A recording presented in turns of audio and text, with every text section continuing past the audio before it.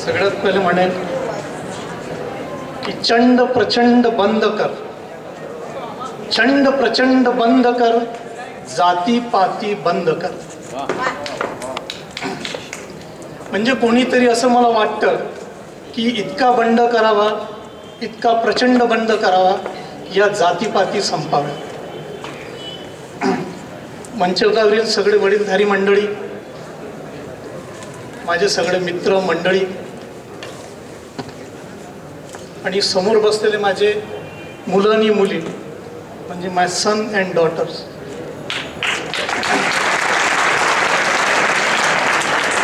हे म्हणजे सध्या दिल्लीत जे काही चाललं आहे त्याच्या दडपणा खालनं नाही बरं, मनापासून माझ्या मुली.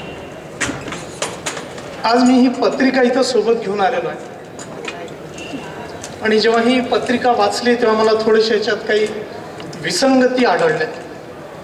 तसं मी फार काही मोठा वक्ता नाही आहे, बोलताना माझ्याकडनं जर काही चूक झाली तर मी सगळ्याकडनं क्षमस्व.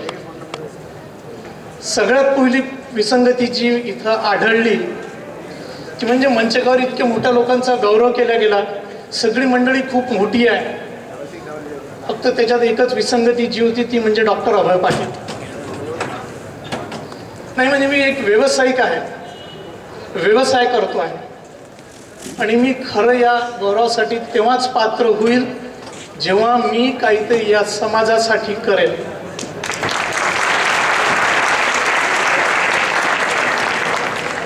भाऊसाहेब पंजाबराव देशमुखांनी आपलं घर गव्हाण ठेवून शिवाजी संस्था घडली होती, म्हणून ते आज जरी शारीरिक रूपाने इथं नसले तरी त्यांच्या आचाराने विचाराने ते जिवंत आहे. असं ज्यावेळेस जो कार्य करेल तेव्हाच त्याला गौरव करावा अशी माझी मनापासून इच्छा आहे.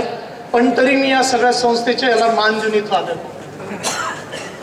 मला आज दुसरीची विसंगती इथं आढळलेली आहे ती म्हणजे मी या पत्रिकेत जिथं पाहिलेलं आहे तिथं की लेख वाचवा, देश वाचवा, स्त्री भ्रूण हत्येवरही काही कार्यक्रम झालेले आहेत. या पत्रिकेत 35 नावं माणसांची आहेत, फक्त 6च नावं स्त्रियांची आहेत. आणि आपण कॅन्डल मार्च करून, बॅरिकेड्स तोडून दिल्लीत देशात सगळी व्यवस्था जी थांबवण्याचा विचार करतो आहे, कशासाठी? जोपर्यंत आपली मानसिकताच मुळी बदलत नाही तोपर्यंत काहीही घडू शकत नाही. स्त्रियांचे कपडे बदलायचे नाही आहेत, आपल्याला माणसांचा विचार बदलायचा आहे.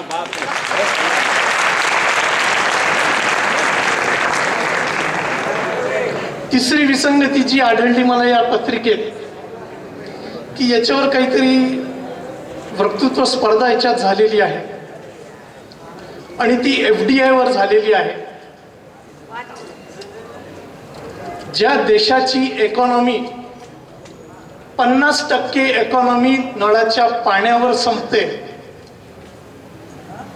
50% इकॉनॉमी आपल्या घरातली बाई किंवा अजून जास्ती माणसं ज्या देशामध्ये नळाच्या पाण्यासाठी, रोजच्या पिण्याच्या पाण्यासाठी करतात, तिथं FDI वर चर्चा करण्याची गरज नाही आहे. त्या घरामध्ये रोज पाणी कसं पोचू शकते आणि त्या 50% जे स्त्रिया आहेत या इकॉनॉमीच्या, त्या या देशाच्या इकॉनॉमीमध्ये कसा हातभार करतायत, तेव्हाच कुठं आपण FDI वर चर्चा करायला पाहिजे. FDI आपल्या देशामध्ये का आलेली आहे, काय या FDI वर आज आपल्याला इथं बोलायला भाग पाडलेला आहे आणि का मी इथं त्याच्याबद्दल बोलतोय, कारण की याला आपली मानसिकता कारणीभूत आहे. आपल्याला इतके वर्षाची गुलामगिरीची जे सवय पडून गेलेली आहे ती आपल्याला नुसतं शारीरिक गुलामगिरीची सवय पडलेली नाही आहे. आपल्या ज्या काही इतक्या वर्षापासून आपल्या ज्या रचना आलेल्या आहे, ब्रिटिश लोकांनी आपल्याला जी शिक्षणाची पद्धत दिली होती ती it was only a book. आपल्याला ह्या बुकच्या बाहेर येऊन लुक ही पद्धत अवलंबायची आहे. लुक वर्सेस बुक म्हणजे काय आहे त्याचं एक छोटंसं उदाहरण सांगतो. सर वेळ खूप घेतोय. Look versus book. म्हणजे काय, एका मुलाला पुस्तकावर 10दा जर सांगितलं की बा ह्या कॉन्व्हेक्स लेन्स आहे आणि हे इथं जे प्रतिबिंब पडलं हे इतकं डिस्टन्स फोकल लेंथ आहे, त्याच्यापेक्षा जर त्या मास्तरांनी त्याला जर सूर्यकिरणामध्ये नेलं एका कागदावर, ते हे केलं, फोकल लेंथ सांगितली की हे फोकल लेंथ आता झाली की थोड्या वेळात याच्यातनं आग निघेल आणि ऊर्जा होईल. That focal length will be permanent in my mind. कारण की माझ्या टीचरनी मला तशीच शिकवली होती आणि त्याच्याचमुळे जो कागद तिथं जळला होता त्याची ऊर्जा आजही माझ्यात जळते.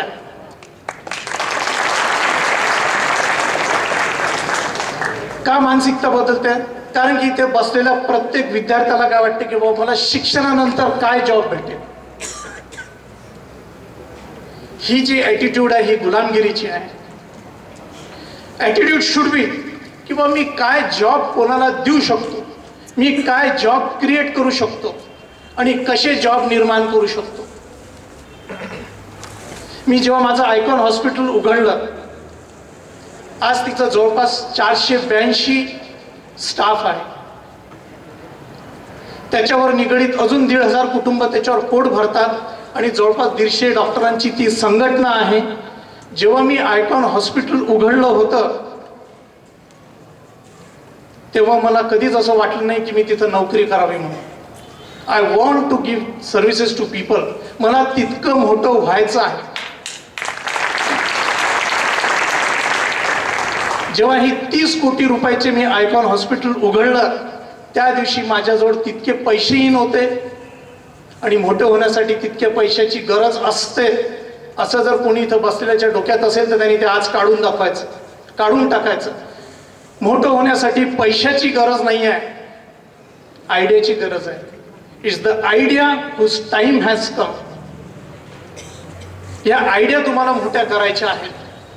Think ahead, think fast, think different आणि act fast. No knowledge without action काहीच नाही शकत. नुसतं शाळेतनं पुस्तकातनं शिकून बाहेर निघालं तर समजत नाही. आज 50 लाखाची ऑडी इथं घेऊन आलेलो आहे. ही माझ्या काही फुशारक्या मारायसाठी आलेलो नाही आहे मी इथं, किंवा मी आज इथं आयकॉन हॉस्पिटल काढलेलं आहे हे काही तुम्हाला सांगायसाठी मी आलेलो आहे. मी याच्यासाठी इथं आलेलो आहे की हे तुम्हाला सगळ्यांना प्रत्येकाला शक्य आहे. It's a mind game, it's not a physical game. So train your mind for the future. कर्म काय ते माहीत असायला पाहिजे, माहीत आहे. आणि ह्या कर्माने आपण मोठं होतो ही माहीत असायला पाहिजे. इथे सांगितलं आहे की किम कर्म किम अकर्म कव्यो पात्र मोहता तत्कर्म प्रवाक्षे आम्ही कार्यात मोक्ष सुगता. महापत्र म्हणजे मोठमोठ्या विद्वानांनाही कधीही समजलं नाही की कर्म काय आहे. त्याचं एक छोटंसं उदाहरण सांगतो. स्टीव्ह जॉब्स, माहिती आहे का कोणाला? कोण आहे स्टीव्ह जॉब्स? कोण आहे? एवढंच फक्त माहीत असेल, पण कोणाला माहीत नसेल की स्टीव्ह जॉब्स इंडियामध्ये 3 वर्ष आला. तो वाराणसीमध्ये निर्मोही आखाड्यामध्ये राहिला.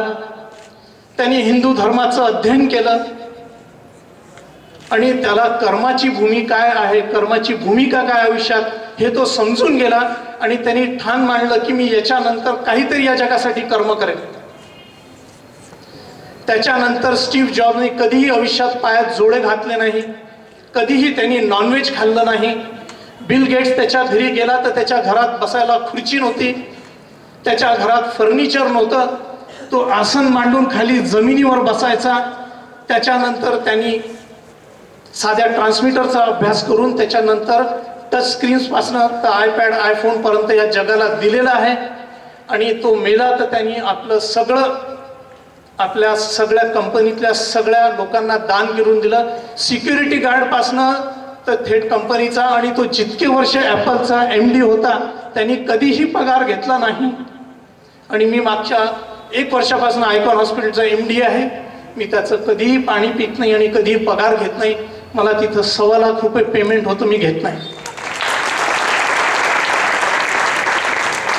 अमेरिकेत बसलेल्या माणसाला जर गीता वाचून समजतं की कर्म काय आहे आणि आपण आपल्या संस्कृतीला इथंच विसरत चाललेलो आहे. हाच प्रॉब्लेम आहे की आपल्या देशामध्ये काय ह्या सगळ्या गोष्टी घडतात. ज्वलंत उदाहरण रेप का आपल्या घरात घडतो, कारण की त्याला आपल्या संस्कृतीचाच आपल्याला हे व्हायला लागतं, त्रास व्हायला लागलेला आहे. संस्कृती आवडत नाही. सकाळी झोपेतनं उठलं जर कोणाला विचारलं की बघ गीता येते का, तर त्याला राग येतो. आत्ताच मेश्रामशी बोलताना मेश्रामनी काहीतरी बोलला आणि त्याला असं वाटलं मला राग आला. तेव्हा तो मला विचारलं की सर राग आला का, वाईट वाटलं का. त्याला सांगितलं की जितात्मन प्रशांतस्य परमात्मा समाहित शीतोष्ण सुख दुःखेशे मान अपमानय.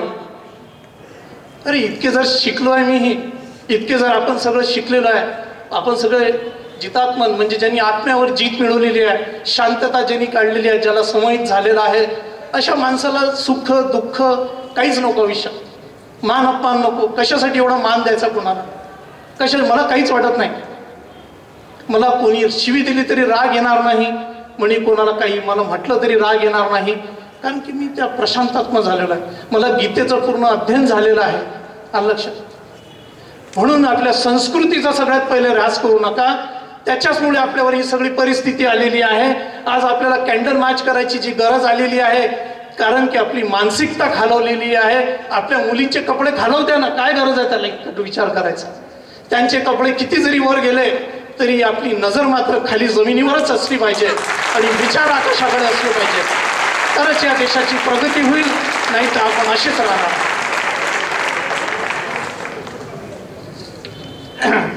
बोलायला खूप काही आहे. मला वाटते बाकीचे लोकांना माझ्यापेक्षा बरेच विद्वान लोक इथं बसलेले आहेत. पण भविष्याचं एक प्रिन्सिपल सांगेल की माझ्या वडिलांनी जे दिलेलं आहे मला, त्याच्यावरती मी काही माझा फुशारके मारायला आलो नाही. 100-150 कोटी रुपयाची माझी एक मी प्रस्तावित हे केलेली आहे. एक मंदिर सुद्धा बांधलेलं इथं अकोल्यात.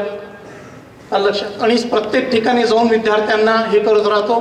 म्हणजे मला गोव्यासारख्या ठिकाणी ओरिसामध्ये जाऊन सुद्धा मी गीतेवर बोलून आलेलो आहे. पण आपल्या अकोल्यातच मला कोणी बोलवत नाही, कारण की त्यांना वाटतं बा मी डॉक्टर आहे. आणि डॉक्टर म्हटलं की बा त्यांना असं वाटतं दिवसभर प्रॅक्टिस करायचं आणि संध्याकाळी 2 पेग मारत असेल. असं नाही आहे बरं, असं खरंच नाही आहे. आणि मी डॉक्टर जरी असलो तरी संस्कृती विसरलेलो नाही आहे. आज मी इथं घरी निघालो तेव्हा माझ्या मुलीने सांगितलं की पप्पा टी-शर्ट घालून जा.